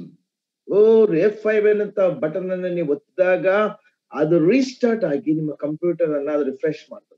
That means it brings your computer back to where it was, like as if nothing happened. ಅದರ ಅರ್ಥವೇನೆಂದ್ರೆ ಆ ಒಂದು button ನಿಮ್ಮ computer ಅನ್ನ ಹೇಗೆ ಇತ್ತೋ ಆ ರೀತಿಯಾಗಿ ಅದು ಮಾಡ್ತದೆ. ಹೇಗೆ ಅಂದ್ರೆ ಇದು ಏನೋ ಆಗ್ಲೇ ಇಲ್ವೇನೋ ಅನ್ನೋ ರೀತಿಯಲ್ಲಿ ಅದು ಮಾಡ್ತದೆ. That is what Jesus is doing when he mediates between the Father and me today. ನನ್ನನ್ನು ಮತ್ತು ದೇವರನ್ನು ಯೇಸು ಕ್ರಿಸ್ತನ ಮಧ್ಯವರ್ತಿಯಾಗಿ ಇರುವಂತ ಸಮಯದಲ್ಲಿ ಆ ರೀತಿಯಾಗಿ ಇದನ್ನ ಮಾಡುವಂತವನಾಗಿದ್ದಾನೆ. That is why salvation is secure, because God looks at me through Jesus, and his finished work will always declare me righteous and holy. ಆದ್ದರಿಂದಲೇ ಕರ್ತನಾದಂತ ಯೇಸು ಕ್ರಿಸ್ತನು ಯಾವಾಗಲೂ ಸಹ ನನಗೂ ಮತ್ತು ದೇವರಿಗೂ ಮಧ್ಯವರ್ತಿಯಾಗಿ ಆತನು ನೆರವೇರಿಸಿದಂತ ಕಾರ್ಯದ ಮುಖಾಂತರವಾಗಿ ನೀತಿವಂತನನ್ನಾಗಿ ಮಾಡ್ತಾನೆ. So Jesus is the lamb, chapter 1. Jesus is the temple, chapter 2. ಯೋಹಾನ ಸುವಾರ್ತೆ 1ನೇ ಅಧ್ಯಾಯದಲ್ಲಿ ಯೇಸು ಕ್ರಿಸ್ತನು ಯಜ್ಞದ ಕುರಿಯಾಗಿದ್ದಾನೆ ಮತ್ತು 2ನೇ ಅಧ್ಯಾಯದಲ್ಲಿ ಆತನು ದೇವಾಲಯವಾಗಿದ್ದಾನೆ. And in John chapter 3, Jesus is the new birth. Yeah, Jesus is the new birth, chapter 3 verses 16. 3ನೇ ಅಧ್ಯಾಯ 16ನೇ ವಚನದಲ್ಲಿ ಯೇಸು ಕ್ರಿಸ್ತನು ಹೊಸ ಜನ್ಮವನ್ನು ಕೊಡುವಂತವನಾಗಿದ್ದಾನೆ. Or it is through Jesus, by the forgiveness of your sin and by the mediating work of Jesus Christ, you and I become born again. ಕರ್ತನಾದಂತ ಯೇಸು ಕ್ರಿಸ್ತನ ಕಾರ್ಯದ ಮುಖಾಂತರವಾಗಿ ನಾನು ಮತ್ತು ನೀನು ಪಾಪಗಳಿಂದ ಕ್ಷಮಾಪಣೆ ಹೊಂದಿ ಹೊಸದಾಗಿ ಹುಟ್ಟುತ್ತೇವೆ. So because of the Lord Jesus Christ, he gives us new birth, he gives us new life, he gives us a new hope. ಕರ್ತನಾದಂತ ಯೇಸು ಕ್ರಿಸ್ತನ ನಿಮಿತ್ತವಾಗಿಯೇ ಹೊಸ ಜೀವಿತವನ್ನು ಕೊಡ್ತಾನೆ, ಹೊಸ ಜನ್ಮವನ್ನು ಕೊಡ್ತಾನೆ, ಹೊಸ ನಿರೀಕ್ಷೆಯನ್ನು ಕೊಡ್ತಾನೆ. So that means because of salvation, I die and I become alive in Jesus Christ. ಅದರ ಅರ್ಥವೇನೆಂದ್ರೆ ರಕ್ಷಣೆ ನಿಮಿತ್ತವಾಗಿ ನಾನು ಸಾಯ್ತೇನೆ ಮತ್ತು ಕರ್ತನಾದಂತ ಯೇಸು ಕ್ರಿಸ್ತನ ಜೊತೆಯಲ್ಲಿ ನಾನು ಜೀವಿಸ್ತೇನೆ. Look at Romans chapter 10 and verses 9. If you declare or confess with your mouth that Jesus is Lord, if you believe in your heart God raised him from the dead, you will be saved. ರೋಮಪುರದವರಿಗೆ ಬರೆದ ಪತ್ರಿಕೆ 10ನೇ ಅಧ್ಯಾಯ 9ನೇ ವಚನ ನೋಡ್ರಿ. ನೀನು ಯೇಸುವನ್ನೇ ಕರ್ತನೆಂದು ಬಾಯಿಂದ ಅರಿಕೆ ಮಾಡಿ ದೇವರು ಆತನನ್ನು ಸತ್ತರೊಳಗಿಂದ ಎಬ್ಬಿಸಿದನೆಂದು ಹೃದಯದಿಂದ ನಂಬಿದರೆ ನಿನ್ಗೆ ರಕ್ಷಣೆ ಆಗುವುದು. You will be saved. ನಿನಗೆ ರಕ್ಷಣೆಯಾಗುವುದು. It is not you might be saved. ಒಂದು ವೇಳೆ ನೀನು ರಕ್ಷಣೆ ಹೊಂದಬಹುದು ಎಂಬುದಾಗಿ ಅಲ್ಲ. It is not you are put on the waiting list. ಅಥವಾ ನೀನು ಒಂದು ಕಾಯ್ದಿರಿಸುವಂತ ಒಂದು ಪಟ್ಟಿಯಲ್ಲಿರುತ್ತೆ ಎಂಬುದಾಗಿ ಅಲ್ಲ. Once saved, always saved. Why? How? It is the work of the Father and the Lord Jesus Christ. ಒಂದು ಸಾರಿ ರಕ್ಷಣೆ ಹೊಂದಿದ್ರೆ ನಿತ್ಯ ಕಾಲಕ್ಕೆ ನಿನ್ನ ರಕ್ಷಣೆ ಹೊಂದಿರುತ್ತೆ. ಯಾಕೆಂದ್ರೆ ಅದು ಕರ್ತನಾದಂತ ಯೇಸು ಕ್ರಿಸ್ತನ ಕೆಲಸದ ನಿಮಿತ್ತವಾಗಿ. Jesus is the Lamb, chapter 1. 1ನೇ ಅಧ್ಯಾಯದಲ್ಲಿ ಯೇಸು ಕ್ರಿಸ್ತನು ಕುರಿಮರಿಯಾಗಿದ್ದಾನೆ. Jesus is the temple, chapter 2. 2ನೇ ಅಧ್ಯಾಯದಲ್ಲಿ ಯೇಸು ಕ್ರಿಸ್ತನ ದೇವಾಲಯವಾಗಿದ್ದಾನೆ. Jesus is the new birth, chapter 3. 3ನೇ ಅಧ್ಯಾಯದಲ್ಲಿ ಯೇಸು ಕ್ರಿಸ್ತನ ಹೊಸ ಜನನವಾಗಿದ್ದಾನೆ. Now, only someone who has asked Jesus to forgive them of their sins believes that Jesus stands between them and the Father and has accepted the Lord Jesus and has a born again experience. Only such a person is truly saved. ಯಾರಾದರೂ ಯೇಸು ಕ್ರಿಸ್ತನ ಬಳಿಗೆ ಬಂದು ತಮ್ಮ ನಂಬಿಕೆಯನ್ನು ಆತನ ಮೇಲೆ ಹಾಕಿ ತಮ್ಮ ಪಾಪಗಳನ್ನು ಅರಿಕೆ ಮಾಡಿಕೊಂಡು ತಮ್ಮ ಪಾಪಗಳನ್ನು ಕ್ಷಮಿಸು ಎಂಬುದಾಗಿ ಆತನ ಬಳಿಯಲ್ಲಿ ಪ್ರಾರ್ಥಿಸಿ ಆತನು ಕ್ಷಮಿಸಿದನೆಂಬುದಾಗಿರುವಂತ ನಂಬಿಕೆಯನ್ನಿಟ್ಟರೆ ಅಂತ ವ್ಯಕ್ತಿ ಮಾತ್ರವೇ He or she is born again.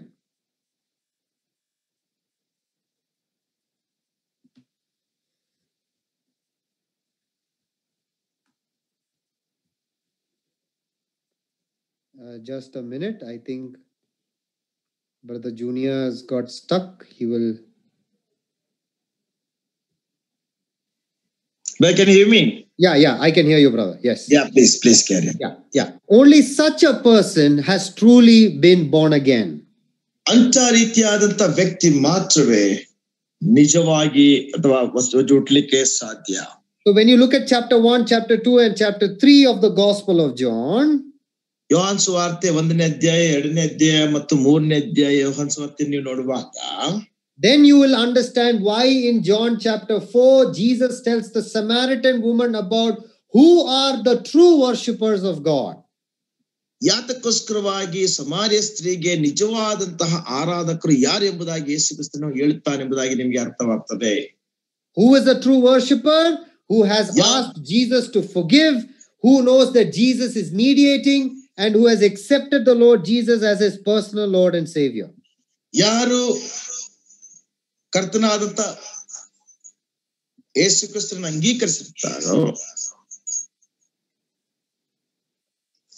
ಅವರು ಮಾತ್ರವೇ ನಿಜವಾಗಿ ರಕ್ಷಣೆ ಹೊಂದಿದವರು ಎಂಬುದಾಗಿ ಆತನು ಹೇಳಲಿಕ್ಕೆ ಸಾಧ್ಯ.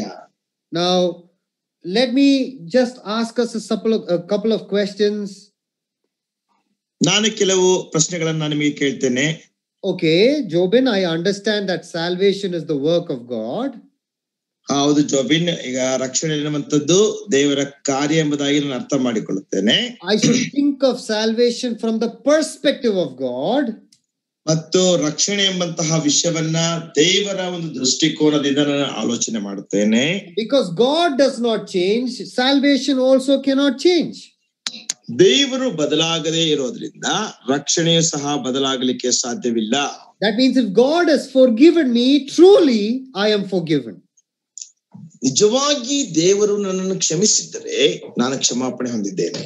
Not only that, ಅಷ್ಟು ಮಾತ್ರವೇ ಅಲ್ಲ, salvation is only by the work of Jesus on the cross of Calvary. ರಕ್ಷಣೆ ಎನ್ನುವಂಥದ್ದು ಕಲ್ವಾರಿ ಶಿಲುಬೆಯಲ್ಲಿ ಕರ್ತನಾದಂತಹ ಯೇಸು ಕ್ರಿಸ್ತನು ಮಾಡಿದಂತಹ ಕಾರ್ಯದಿಂದ ಮಾತ್ರವೇ. He is the lamb, ಆತನೇ ಕುರಿಮರಿ, he is the temple, ಆತನು ದೇವಾಲಯ. not only that, he is the new life, the new birth. ಅಷ್ಟು ಮಾತ್ರವೇ ಅಲ್ಲ, ಆತನು ಹೊಸ ಜೀವ ಅಥವಾ ಹೊಸ ಒಂದು ಜನನ ಆಗಿದ್ದಾನೆ. Now, can I ask Jobin, if I am truly saved, will I doubt my salvation? ಜೋಬಿನ್, ನಾನು ಒಂದು ಪ್ರಶ್ನೆಯನ್ನು ಕೇಳಲ್ಲ. ನಾನು ನಿಜವಾಗಿ ರಕ್ಷಣೆ ಹೊಂದಿದ್ದರೆ ನನ್ನ ರಕ್ಷಣೆಯನ್ನು ನಾನು ಅನುಮಾನಿಸಬಹುದೇ? Will I ever doubt my salvation? ನಾನು ಎಂದಾದ್ರೂ ನನ್ನ ರಕ್ಷಣೆಯನ್ನು ಅನುಮಾನಿಸಬಹುದು? Yes, doubts may arise in our Christian lives. ಖಂಡಿತವಾಗಿಯೂ ಸಹ ಅನುಮಾನಗಳು ನಮ್ಮ ಕ್ರಿಸ್ತಿಯ ಜೀವಿತದಲ್ಲಿ ಎದ್ದು ಬರಬಹುದು. If salvation is the work of God, ರಕ್ಷಣೆ ಎನ್ನುವಂಥದ್ದು ದೇವರ ಕೆಲಸವಾಗಿದ್ದರೆ, doubt is the work of my flesh. ಅನುಮಾನ ಎನ್ನುವಂಥದ್ದು ನನ್ನ ಶರೀರದ ಕೆಲಸ. And because I'm living in my flesh, there will be moments when I will doubt, when I will think, am I truly saved? ನಾನು ಶರೀರದಲ್ಲಿ ಜೀವಿಸ್ತಾ ಇರೋದ್ರಿಂದ ನಾನು ನಿಜವಾಗಿ ರಕ್ಷಣೆ ಹೊಂದಿದ್ದೇನೋ ಎಂಬುದಾಗಿ ನಾನು ಆಲೋಚಿಸ್ತೇನೆ ಮತ್ತು ಅನುಮಾನಿಸ್ತೇನೆ. Many heroes of faith in the Bible often struggled in their faith in God. ಅನೇಕ ನಂಬಿಕೆಯ ವೀರರು ಸಹ ಅವರ ರಕ್ಷಣೆಯ ಕುರಿತಾಗಿ ದೇವರ ವಾಕ್ಯದಲ್ಲಿ ನೋಡ್ತೇವೆ, ಅವರು ಸಂದೇಹ ಪಟ್ಟರು. Abraham doubted God when God said, "You will have a child even in your old age." ನಿನ್ನ ವಯಸ್ಸಾದಂತ ಕಾಲದಲ್ಲಿ ಅಥವಾ ಮುಪ್ಪಿನ ಕಾಲದಲ್ಲಿ ನಿನಗೊಬ್ಬ ಮಗನು ಇರ್ತಾನೆಂಬುದಾಗಿ ದೇವರು ಅಬ್ರಹಾಮನಿಗೆ ಹೇಳಿದರೂ ಸಹ ಅಬ್ರಹಾಮನು ಸಂದೇಹ ಪಟ್ಟನೆಂಬುದಾಗಿ ನಾವು ನೋಡ್ತೇವೆ. John the Baptist, the forerunner, himself said, "Are you Christ, or should we look for someone else?" ಮುಂತಿಳಿಸಬೇಕಾದಂತಹ ಅಥವಾ ಕರ್ತನಾದ ಯೇಸು ಕ್ರಿಸ್ತನ ವಿಷಯದಲ್ಲಿ ಮುಂತಿಳಿಸುವಂತಹ ಸ್ನಾನಿಕನಾದಂತ ಯೋಹಾನ್ ಸಹ ನೀನೇ ಬರಬೇಕಾದಂತವನೋ ಅಥವಾ ನಾವು ಇನ್ನೊಬ್ಬನಿಗೋಸ್ಕರವಾಗಿ ಕಾಯಬೇಕೆಂಬುದಾಗಿ ಸಂದೇಹ ಪಟ್ಟನು. But just because doubt appears in your mind, it does not mean that you are not saved. ನಿನ್ನ ಮನಸ್ಸಿನಲ್ಲಿ ಆ ಒಂದು ಸಂದೇಹ ಬರೋದ್ರಿಂದ ಅಥವಾ ಸಂದೇಹ ಬರುತ್ತಾ ಇದೆ ಅನ್ನುವಂತ ಕಾರಣಕ್ಕೋಸ್ಕರವಾಗಿಯೇ ನೀನು ರಕ್ಷಿಸಲ್ಪಡ್ಲಿಲ್ಲ ಎಂಬುದಾಗಿ ಅರ್ಥ ಅಲ್ಲ. When you go through doubts about your salvation, confess your struggles to Jesus Christ and God the Father. ನಿನ್ನ ಜೀವಿತದಲ್ಲಿ ಸಂದೇಹಗಳು ಅನುಮಾನಗಳು ಬರುವಾಗ, ರಕ್ಷಣೆ ವಿಷಯದಲ್ಲಿ ಬರುವಾಗ ಕರ್ತನಾದ ಯೇಸು ಕ್ರಿಸ್ತನ ಮುಖಾಂತರವಾಗಿ ತಂದೆಯ ಬಳಿಯಲ್ಲಿ ನೀನು ಅರಿಕೆ ಮಾಡಿಕೋ. Like it says in the Gospel of Mark in chapter 9 and verses 24. ಮಾರ್ಕನ ಸುವಾರ್ತೆ 9ನೇ ಅಧ್ಯಾಯ 24ನೇ ವಚನದಲ್ಲಿ ಹೇಳುವ ಹಾಗೆ, the father of the son who was demon possessed, he said, "Lord, I believe, help me overcome my unbelief." ಅಲ್ಲಿ ದೆವ್ವಗಳಿಂದ ಹಿಡಿಯಲ್ಪಟ್ಟಂತ ಮಗನ ತಂದೆ ಹೇಳುವ ಹಾಗೆ, ಕರ್ತನೇ ನಾನು ನಂಬ್ತೇನೆ, ನನ್ನ ಅಪನಂಬಿಕೆಯನ್ನು ಜಯಿಸಲಿಕ್ಕಾಗುವಂತೆ ನನಗೆ ಜಯವನ್ನು ಕೊಡು. Confess your struggles about your faith, your doubts about salvation to God the Father, to Jesus Christ. ರಕ್ಷಣೆ ಕುರಿತಾಗಿರುವಂತ ನಿಮ್ಮ ಸಂದೇಹಗಳನ್ನ, ನಿಮ್ಮ ಅನುಮಾನಗಳನ್ನ, ನಿಮ್ಮ ಸೋಲುವಿಕೆಗಳನ್ನ ಕರ್ತನಾದ ಯೇಸು ಕ್ರಿಸ್ತನ ಮುಖಾಂತರವಾಗಿ ತಂದೆಯ ಬಳಿಯಲ್ಲಿ ನೀವು ಅರಿಕೆ ಮಾಡಿಕೊಳ್ಳ್ರಿ. My dear friends, if you are struggling in your faith, talk to other believers about this. ನನ್ನ ಪ್ರಿಯ ಸಹೋದರರೇ, ನನ್ನ ಸ್ನೇಹಿತರೆ, ನಿಮ್ಮ ರಕ್ಷಣೆ ಕುರಿತಾಗಿ, ನಿಮ್ಮ ನಂಬಿಕೆಯ ಕುರಿತಾಗಿ ಸಂದೇಹ ಇದ್ರೆ ಅದರ ಕುರಿತಾಗಿ ಇತರ ವಿಶ್ವಾಸಿಗಳೊಟ್ಟಿಗೆ ಮಾತನಾಡ್ರಿ.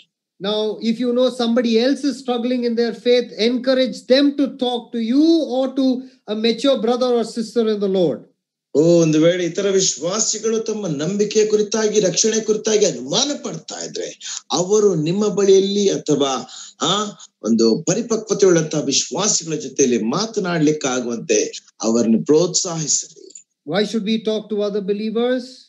ನಾವು ಯಾಕೆ ಇತರ ವಿಶ್ವಾಸಿಗಳ ಜೊತೆಯಲ್ಲಿ ಮಾತನಾಡಬೇಕು? That is how hot coals keep themselves warm, by being in the fellowship with other hot burning coals.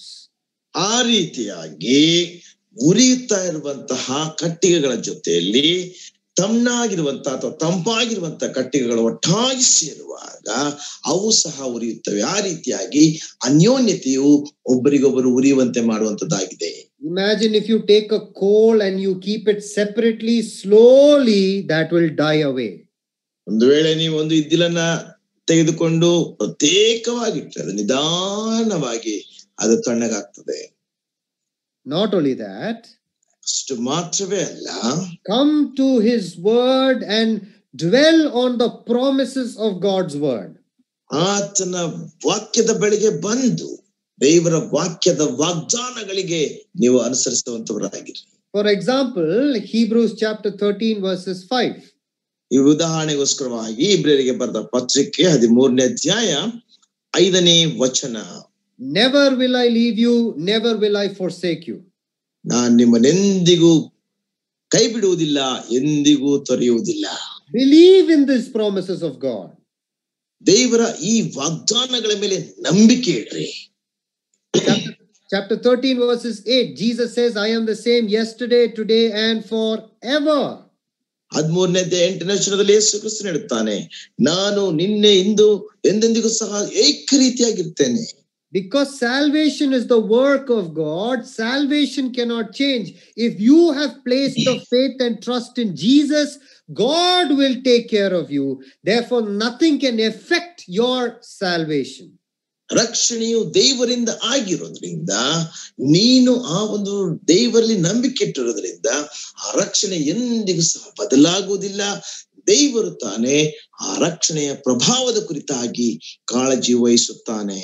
So none of us should doubt our salvation because it is not the work of man, it is the work of God. ರಕ್ಷಣೆಯು ಮನುಷ್ಯನಿಂದ ಅಲ್ಲ, ದೇವರಿಂದ ಆದದ್ದರಿಂದ ನಮ್ಮಲ್ಲಿ ಯಾರು ಕೂಡ ರಕ್ಷಣೆ ಕುರಿತಾಗಿ ಸಂದೇಹ ಪಡಬಾರದು. Now let me ask another question. ಮತ್ತೊಂದು ಪ್ರಶ್ನೆ ನಾನು ಕೇಳ್ತೇನೆ. If I am saved, will I continue to sin? ನಾನು ರಕ್ಷಣೆ ಹೊಂದಿದ್ದರೆ ನಾನು ಪಾಪದಲ್ಲಿಯೇ ಮುಂದುವರಿಯುತ್ತೇನೋ? I know that this is a struggle for many of us.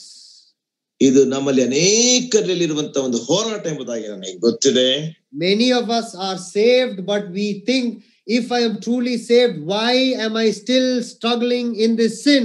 Does that mean that my salvation is not genuine? ನಮ್ಮಲ್ಲಿ ಅನೇಕರು ಯೋಚನೆ ಮಾಡ್ತಾರೆ, ಒಂದು ವೇಳೆ ನಾನು ನಿಜವಾಗಿ ರಕ್ಷಣೆ ಹೊಂದಿದಂತವನಾಗಿದ್ದರೆ ನಾನು ಯಾತಕ್ಕೋಸ್ಕರವಾಗಿ ಇನ್ನೂ ಸಹ ಈ ಪಾಪದಲ್ಲಿ ಹೋರಾಡ್ತಾ ಇದ್ದಾನೆ, ನನ್ನ ರಕ್ಷಣೆ ನಿಜವಾಗಿ ಸಹ ಸತ್ಯವಾದದ್ದು. So can a born again believer who is truly saved still sin? ಒಬ್ಬ ನಿಜವಾಗಿ ರಕ್ಷಣೆ ಹೊಂದಿದಂತ ಅಥವಾ ಒಬ್ಬ ನಿಜವಾಗಿ ಹೊಸದಾಗಿ ಹುಟ್ಟಿದಂತ ವಿಶ್ವಾಸಿ ಆತನು ಪಾಪದಲ್ಲಿ ಮುಂದುವರಿಲಿಕ್ಕೆ ಸಾಧ್ಯವೋ? I'm not going to answer this question today. You have to stay tuned till tomorrow. ನಾನು ಈ ದಿನ ಈ ಪ್ರಶ್ನೆಗೆ ಉತ್ತರ ಕೊಡೋದಿಲ್ಲ, ನಾಳೆವರೆಗೆ ನೀವು ಕಾಯಬೇಕು. So I hope that you will go back, read your notes, look at the verses and understand the great aspect of salvation. ನೀವು ಮನೆಗೆ ಹೋಗಿ ಅಥವಾ ನೀವು ಹಿಂದಿರುಗಿ ಹೋಗಿ ನಿಮ್ಮ ನೋಟ್ಸ್ ಗಳನ್ನ ನೋಡಿ, ನಿಮ್ಮ ವಚನಗಳನ್ನ ಓದಿ, ಪುನಃ ಆ ರಕ್ಷಣೆ ಕುರಿತಾದಂತಹ ವಿಷಯಗಳನ್ನ ನೀವು ಖಾತ್ರಿಪಡಿಸಿಕೊಳ್ತೀರಿ ಎಂಬುದಾಗಿ ನಾನು ನೆನೆಸ್ತೇನೆ. In regards to salvation, think of God, His character, His nature. That is the same aspect about salvation. ರಕ್ಷಣೆ ಕುರಿತಾಗಿ ದೇವರು ಮತ್ತು ಆತನ ಗುಣಲಕ್ಷಣ ಮತ್ತು ಆತನ ಸ್ವಭಾವದ ಕುರಿತಾಗಿ ಆಲೋಚನೆ ಮಾಡ್ರಿ. ಅದುವೇ ನಿಜವಾದ ರಕ್ಷಣೆಯ ಕುರಿತಾದಂತ ಒಂದು ವಿಷಯವಾಗಿದೆ.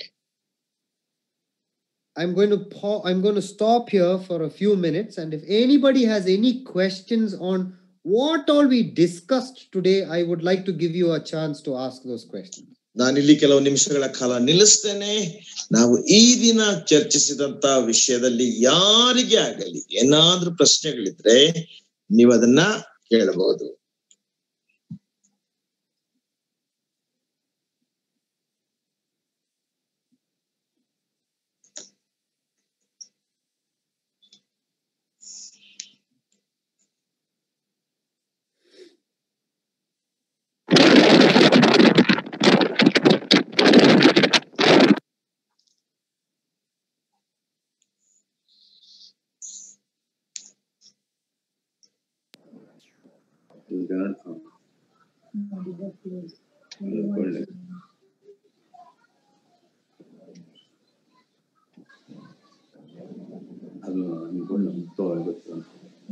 Does anybody have any questions in regards to what we discussed right now?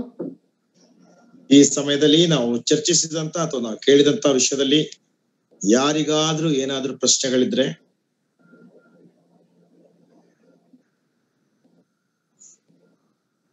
Brother, Yes. ಒಂದು ಕ್ವಶನ್. Yeah. ಈಗ ರಕ್ಷಣೆ ಸಿಕ್ಕಿದೆ, ನಾನು ತಿಳಿದುಕೊಂಡು ಸಹ ಪಾಪ ಮಾಡಿದ್ರೆ ರಕ್ಷಣೆಗೆ ಏನಾದ್ರು ಅದರಲ್ಲಿ ಏನಾದ್ರು ಇದು ಉಂಟಾ, ಕಷ್ಟ ಉಂಟಾ? ತಿಳಿದು ಪಾಪ ಮಾಡಿದ್ದಾರೆ, ನಾನು ಅದು ಪಾಪ ಅಂತ ಗೊತ್ತುಂಟು, ಆದ್ರೂ ಮಾಡ್ತೇನೆ.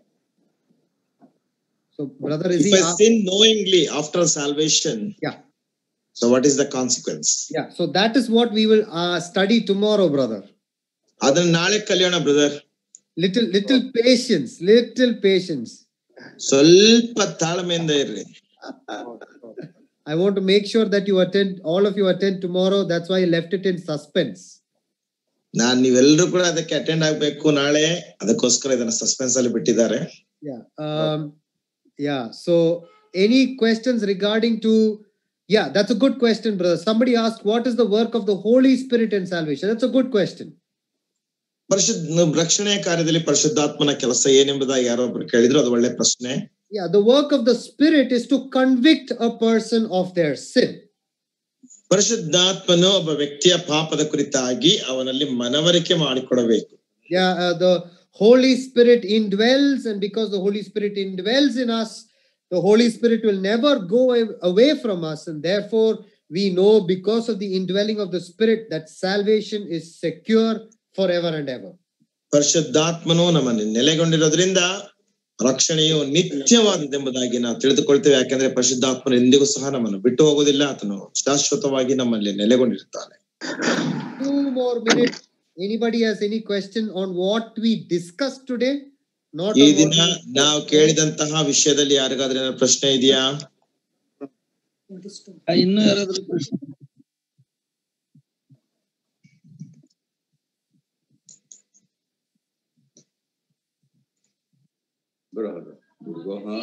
Yes, long way to go. Hello, brother. Yeah, yes, brother.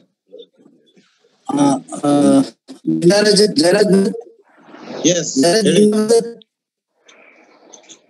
Hello. ಮೊದಲನೇ ಯೋಹಾನ್ ಬರೆದ ಪತ್ರಿಕೆ. Yeah. ಮೊದಲನೇ ಯೋಹಾನ್ ಬರೆದ ಪತ್ರಿಕೆ 3ನೇ ಅಧ್ಯಾಯ.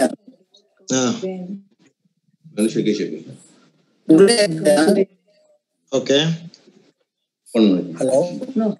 When doubts come, you are not saved. No. Hello.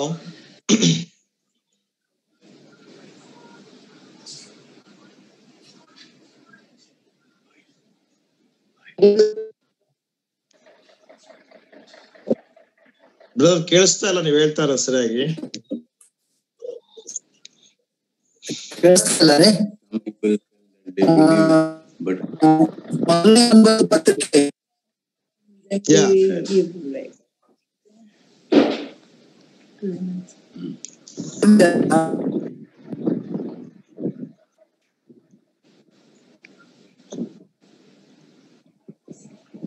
Hello. I think we got disconnected with the brother. Yeah. So somebody was asking a question like this. Some people say that they are saved, but after years they leave the faith and they go. ಅವರು ಈ ರೀತಿಯಂತ ಪ್ರಶ್ನೆ ಕೇಳಿದ್ದಾರೆ. ಕೆಲವರು ತಾವು ರಕ್ಷಣೆ ಹೊಂದಿದೆ ಎಂಬುದಾಗಿ ಹೇಳಿಕೊಂಡು ಕೆಲವು ವರ್ಷಗಳ ನಂತರ ತಮ್ಮ ನಂಬಿಕೆಯನ್ನು ಬಿಟ್ಟು ಹೋಗುತ್ತಾರೆ. So are they truly saved? ಅವರು ನಿಜವಾಗಿ ರಕ್ಷಿಸಲ್ಪಟ್ಟಿದ್ದಾರೋ? I don't think so. ನಾನು ಹಾಗೆ ಅಂದುಕೊಳ್ಳೋದಿಲ್ಲ. That is what the Bible very clearly teaches. ಅದನ್ನೇ ದೇವರ ವಾಕ್ಯ ಬಹಳ ಸ್ಪಷ್ಟವಾಗಿ ಬೋಧಿಸುತ್ತದೆ. Once saved, you are always saved. You are always in the Lord Jesus Christ. ಒಂದು ಸಾರಿ ರಕ್ಷಣೆ ಹೊಂದಿದ್ರೆ ನೀನು ಯಾವಾಗಲೂ ಕೂಡ ರಕ್ಷಣೆ ಹೊಂದಿರುತ್ತಿ, ನೀನು ಯೇಸು ಕ್ರಿಸ್ತನಲ್ಲಿ ಇರುತ್ತಿ. And you will crave the fellowship of God and the fellowship of the saints. ನೀವು ದೇವರ ಮತ್ತು ದೇವ ಜನರ ಅನ್ಯೋನ್ಯತೆಗೋಸ್ಕರವಾಗಿ ಹಾತೊರಿತಾ ಇರ್ತೀರಿ.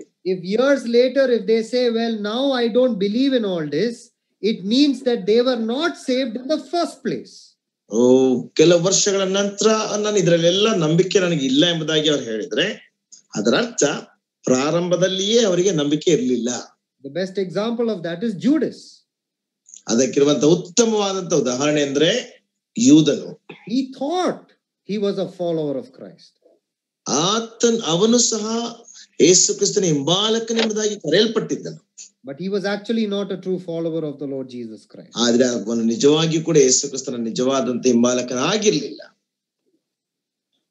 Well, I hope that we don't have.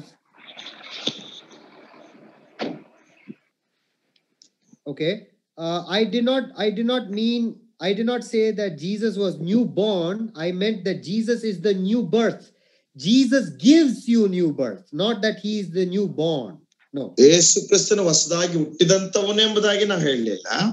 ಅದರ ಅರ್ಥ ಏನಂದ್ರೆ ಯೇಸು ಕ್ರಿಸ್ತ ನಿಮಗೆ ಹೊಸ ಜನ್ಮವನ್ನು ಕೊಡ್ತಾನೆ ಎಂಬುದಾಗಿ. He gives you new birth because of his work on the cross. ಆತನ ಶಿಲುಬೆ ಮೇಲೆ ಮಾಡಿದಂತಹ ಕಾರ್ಯದ ನಿಮಿತ್ತವಾಗಿ ನಿಮಗೆ ಒಂದು ಹೊಸ ಜನನವನ್ನು ಕೊಡುತ್ತಾನೆ. What I mean is, apart from Jesus, you or anybody, they cannot have new births in the Lord Jesus Christ. ಕರ್ತನಾದ ಯೇಸು ಕ್ರಿಸ್ತನನ್ನು ಹೊರತುಪಡಿಸಿ ನೀವು ಬೇರೆ ಎಲ್ಲಿಯೂ ಕೂಡ ಹೊಸ ಜನನವನ್ನು ಪಡೆಯಲಿಕ್ಕೆ ಸಾಧ್ಯವೇ ಇಲ್ಲ. Thank you so much for being so patient